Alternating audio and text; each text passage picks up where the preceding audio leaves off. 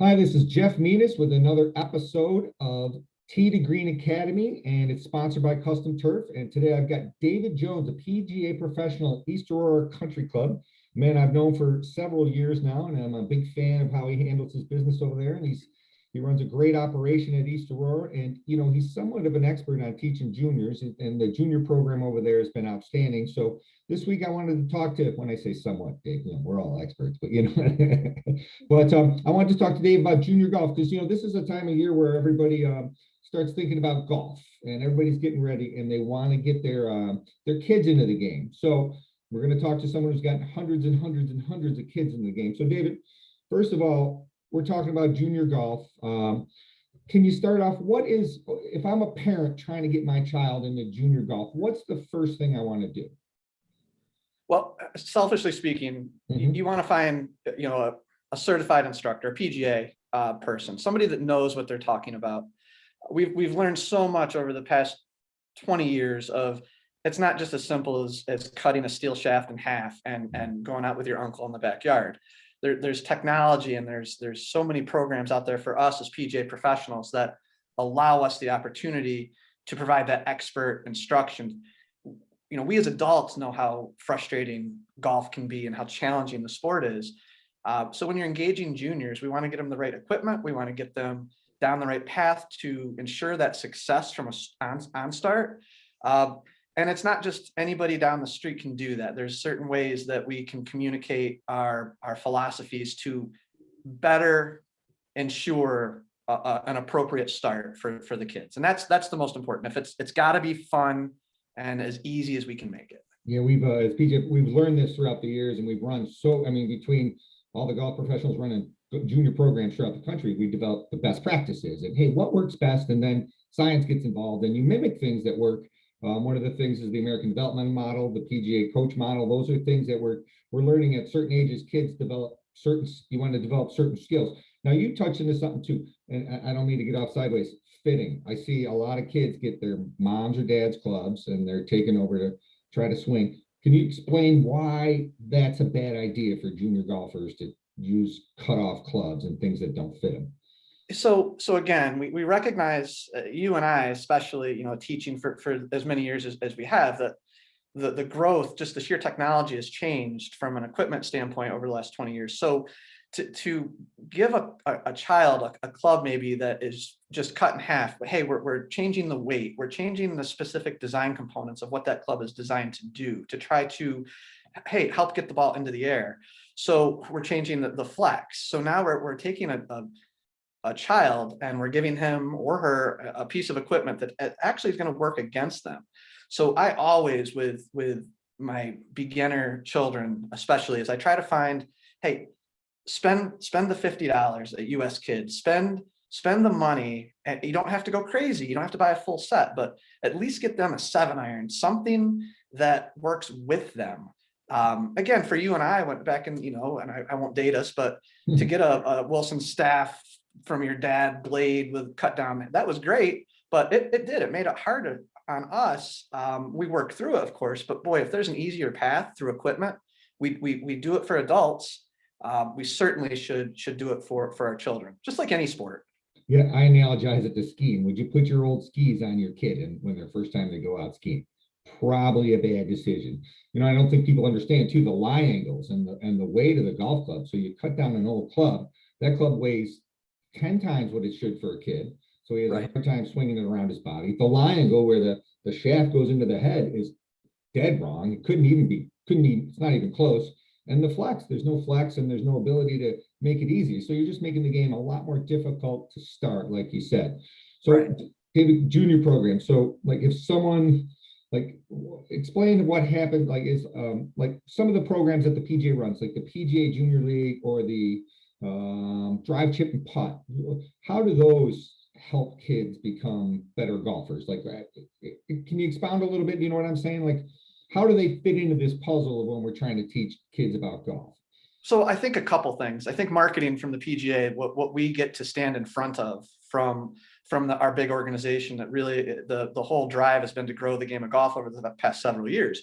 So you turn on the television, you get on your computer, you're going to see promotions for the PGA Junior League, for the drive, chip, and putt. So it adds credibility to the game, but it also it gets out in front. We're inundated with school sports. You get soccer at a really young age. You get all these other things. So this provides us an avenue to get in front of these kids.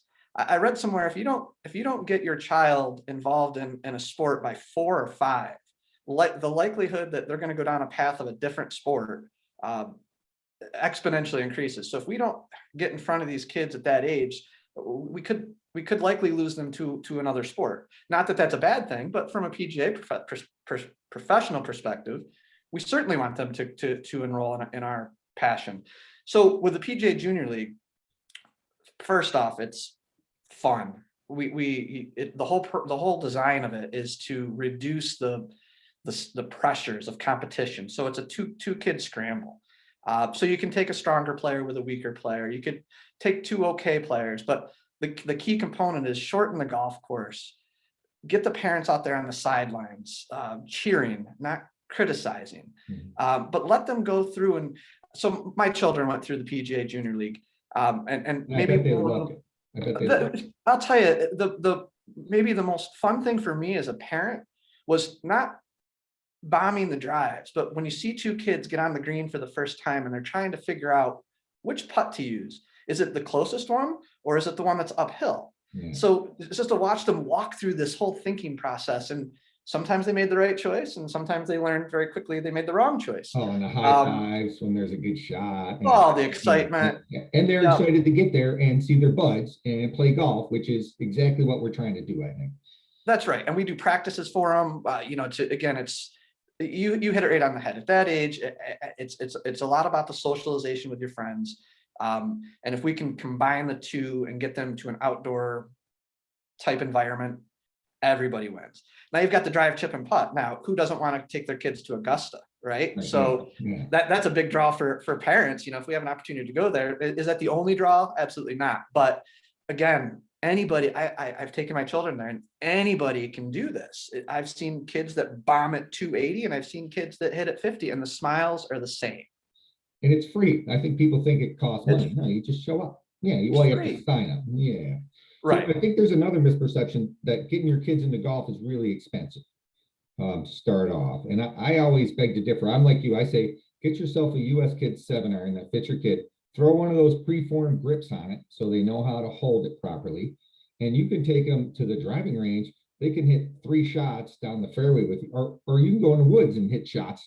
Anything you can do just to get them doing it. I think, which leads me to my next question. I've heard so much bad advice from parents to kids. And I guess, I've ranted on the radio many times about parents saying things and making golf less fun. What is the best advice you can give a parent when they're getting their kids involved? I mean, my advice is always go see someone they know what they're doing.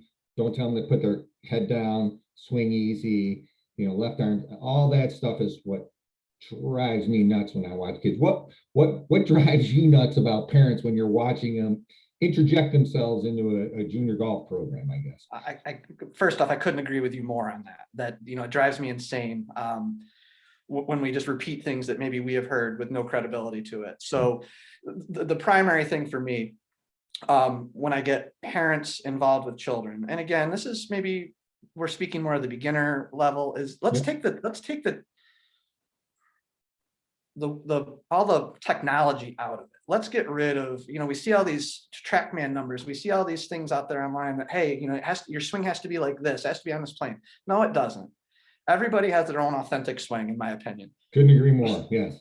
Right. Fundamentals. Yeah. Fundamentals, how you hold the golf club, how you stand over the golf ball, and how you take your aim. Those are 3 things that are a constant.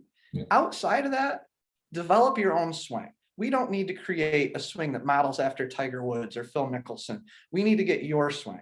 Can we tweak it when you get a little stronger? Maybe as your body changes? Absolutely. But we don't need to overcomplicate it with what we've read in golf magazine. Over-instruct, maybe? Over-instruct, right. If I have a child there, and again, we have to recognize their attention spans aren't like ours. So if you're going to teach a junior for more than 15 minutes, and again, I'm on the younger side of it. If we're in that 5 to 8 year old, we're doing them a complete disservice. we're complicating the swing by ruining their attention span. They're looking off to somewhere else. And you also hit on it earlier. If it's not fun for them, it might be a one and done, and we've lost them. So we've got to have that personality to engage them. And hey, today's lesson might not always be just about the golf swing. Maybe it's about what's going on in your life. How's your sister? You know, anything that we can become more relatable to them versus a teacher-student environment. I remember thinking when the kids were running up to me to see me at junior golf programs, they were having fun. So that's what you want to see, you know, and if kids are running down the hills and rolling in the grass during junior golf, I had never had a problem with that. No. No. And if you have a cooler of something to drink, or if you've got some snacks over there, that goes a long ways. You're all set. Yeah, you're all set. Well, David, thanks a lot. You know, it's something I think as PGA professionals, we're all kind of passionate about junior golf. It's one of our core missions in the golf industry, I would say, is to bring along the next gen. You know, when you got started at golf, someone was influential in starting you at golf. Someone was very influential at starting me at golf. And obviously we had positive experiences or we still wouldn't be in this game. So I guess to nail it down, if you're having a good positive experience starting off in junior golf and you're having fun, then you've created a golfer for life. And I can imagine it must be, you know, I have 2 daughters and your kids are just getting into the game. It must be something you really, really look forward to. You're right. And I think the older we get as teachers, we recognize more and more the importance.